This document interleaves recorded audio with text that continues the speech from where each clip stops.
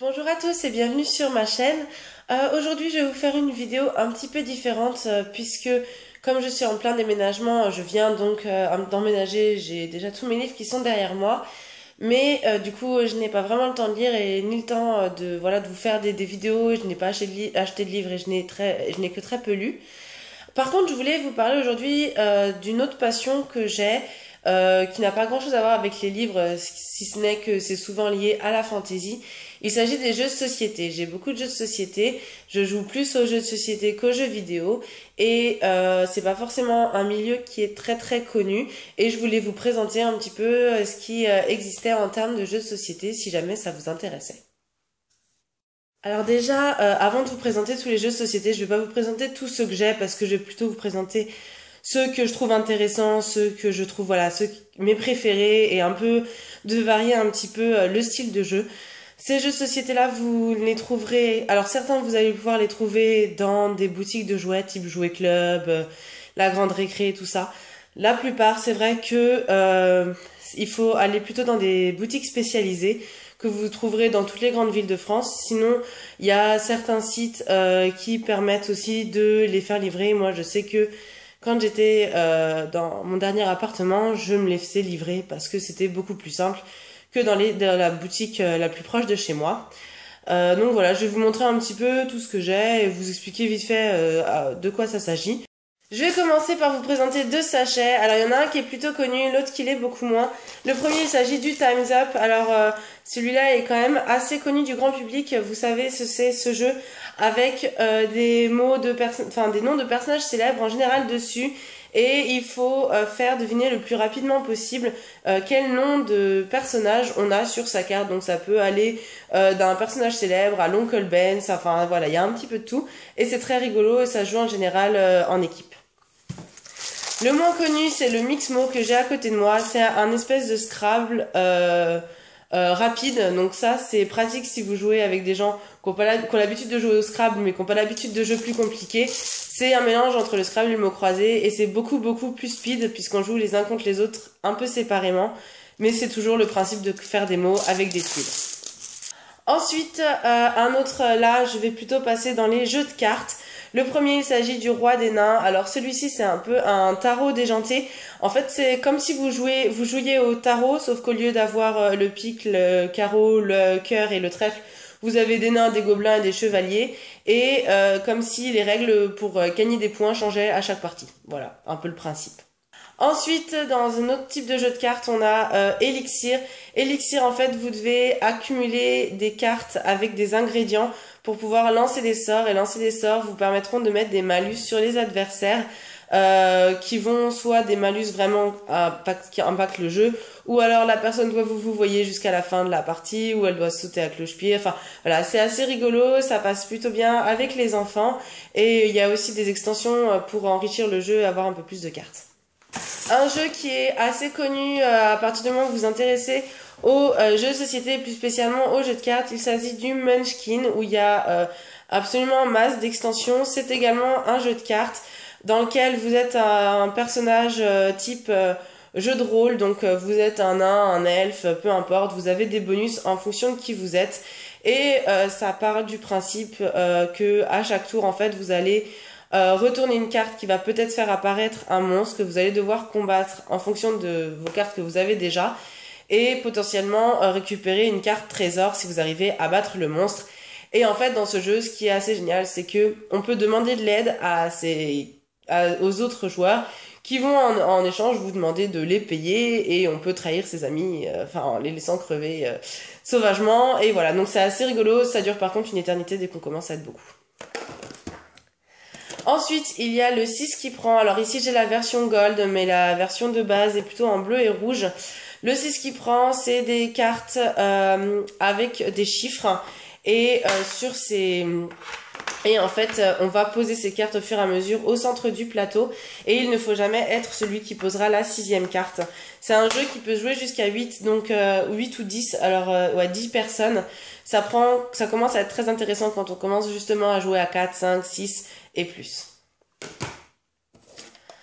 Ensuite, j'ai Timeline. Alors Timeline, en fait, c'est plus de la culture générale. Ici, moi, j'ai la spécialisation musique et cinéma. En fait, chaque joueur a des petites cartes comme ceci avec des événements plus ou moins célèbres. Alors là, j'ai la flûte enchantée. Ici, j'ai Purple Rain. Donc, puisque moi, c'est le cinéma et le et la musique, ici on a Pulp Fiction. Et le principe c'est de les intercaler avec les bonnes dates, les dates sont écrites de l'autre côté, et de deviner à peu près qu'est-ce qui s'est passé avant l'autre. Et il y a plusieurs versions, il y a la version découverte scientifique, la version dates historiques, etc. Voilà, c'est un peu le côté intellectuel. Ensuite j'ai le Mytho. Le Mytho c'est un petit jeu qui est tout simple.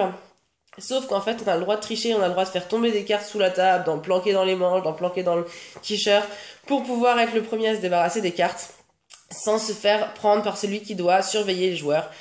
Et franchement, ça nous a fait vraiment faire des soirées à mourir de rire avec des amis. C'est tout bête, c'est tout simple à comprendre, mais c'est vraiment rigolo. Ensuite, un autre jeu que je vais vous présenter, il s'agit de Bang ou de Wanted, selon les... Alors, il y a une des deux, c'est la nouvelle ou l'ancienne édition.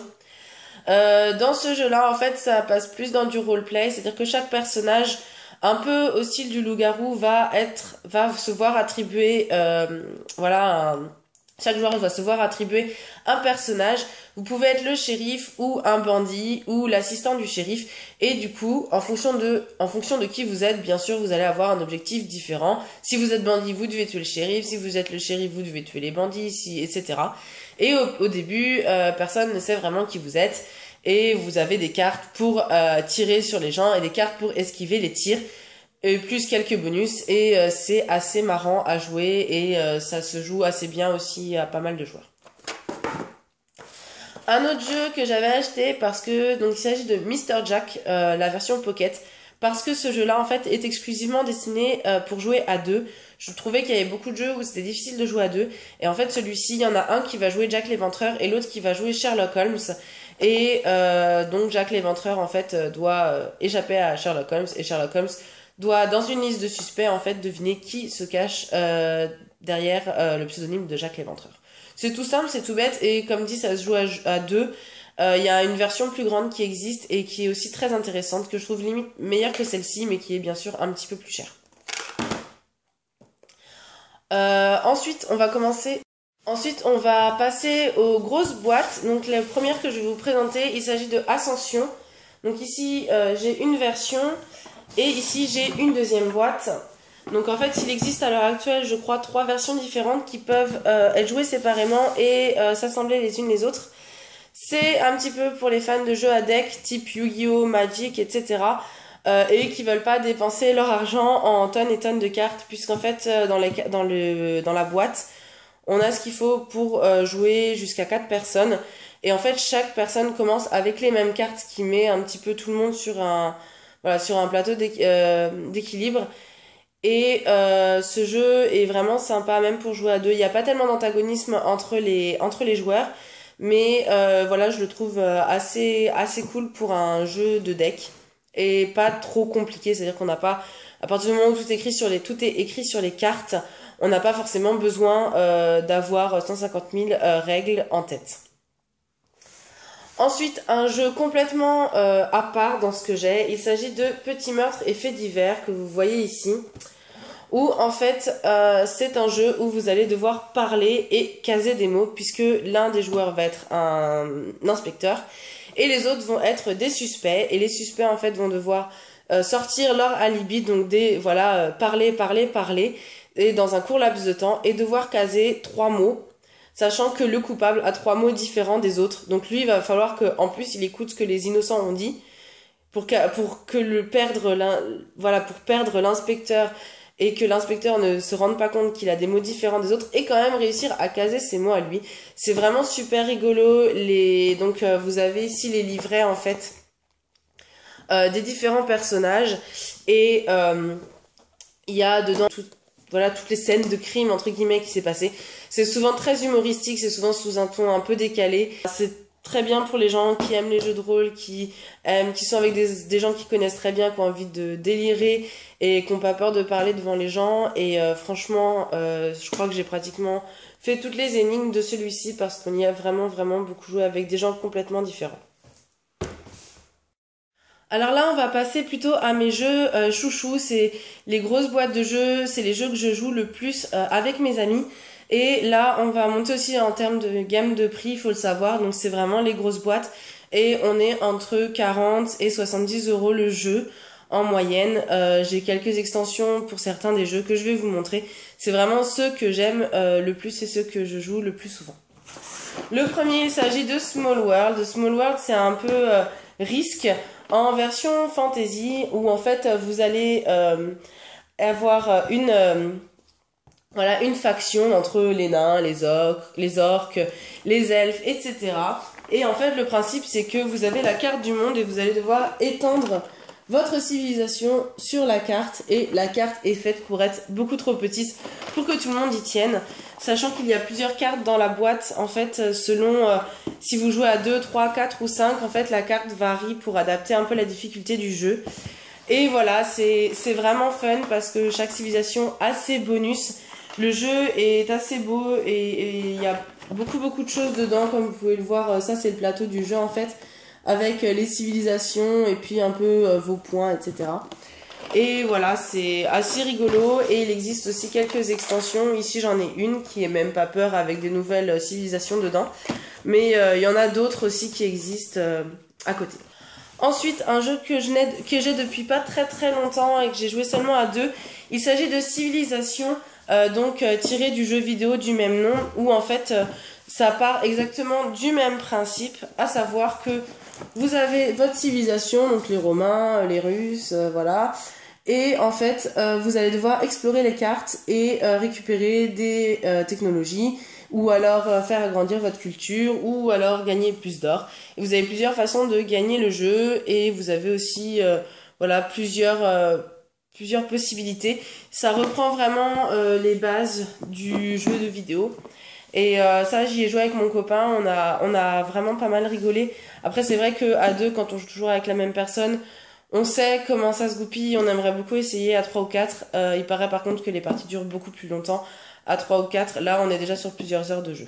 Il me reste mes deux chéris à vous montrer. Le premier, il s'agit de Descent. Donc ici, c'est la seconde édition, puisque c'est celle qui est actuellement en vente.